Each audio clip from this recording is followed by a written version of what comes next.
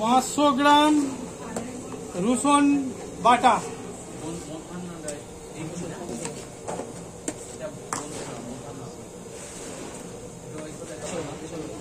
কাঁচা লঙ্কা ঝালযুক্ত,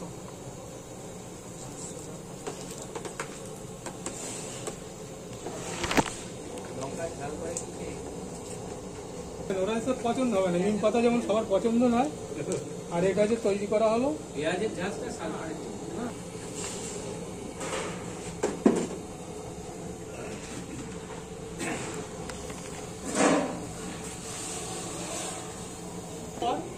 তখন এটাকে আমি ঠান্ডা করব।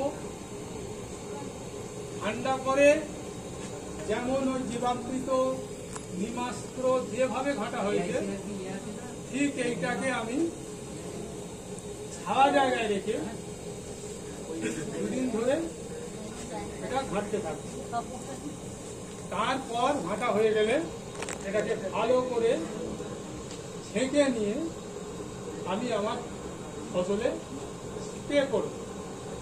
এ হচ্ছে 15 লিটারে 350 থেকে 400 গ্রাম। 15 লিটার জলে 5 বার, মানে দুবার, ঘাটাটা দুবার দিনে দুবার ঘাটতে হবে। 3 মাস পর্যন্ত থাকবে।